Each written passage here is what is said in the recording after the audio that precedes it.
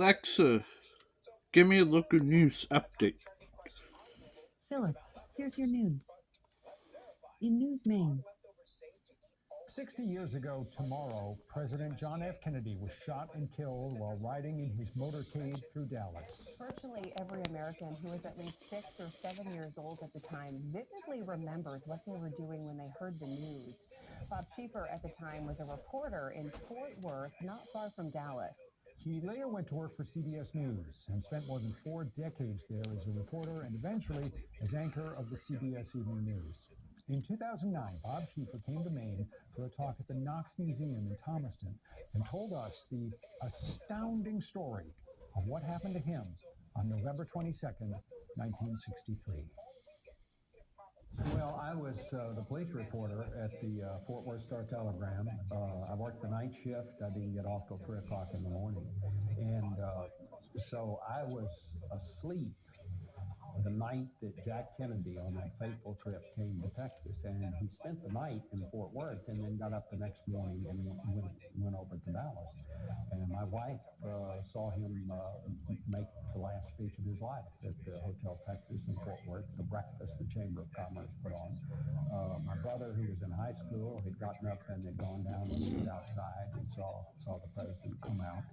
And so my brother came back from that and woke me up, and he said, "You better get up and go to work." He said, "The president's been shot over in Dallas." And I woke up. I was shocked. We never had anything like that happen.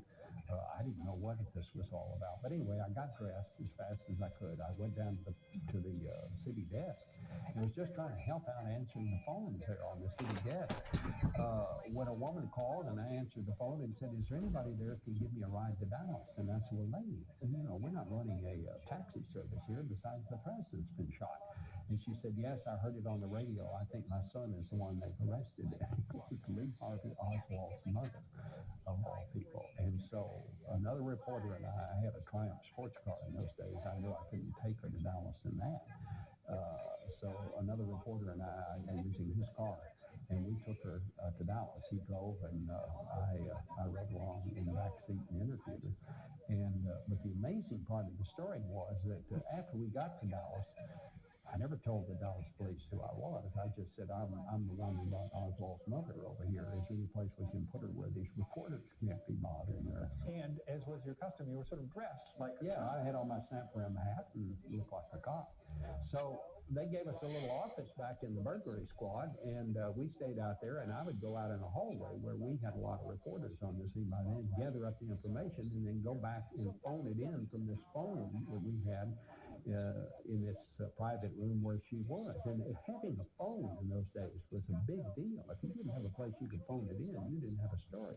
And a lot of those reporters were having to go blocks to find the phone. And so toward nightfall, she said to me, "Do you think they'd let me see my son?" And I said, "Well, I don't know. I'll go ask." So I went and asked the chief of homicide, and he said, "Yeah, we ought to do that. We probably ought to do that." And he said, so he led us into a holding room off the jail. His mother, by this time, his wife had shown up on the scene, so they put her in there with her mother.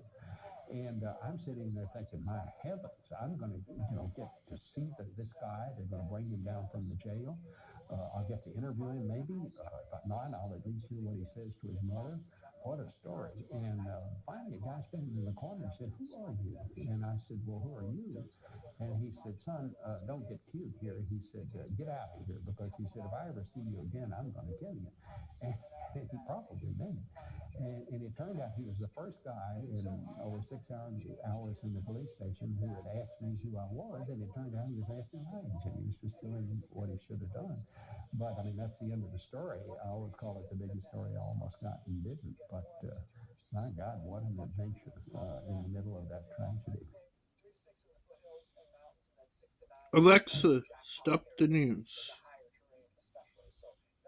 Alexa, give me the forecast for Lewiston, Maine for the next 7 days.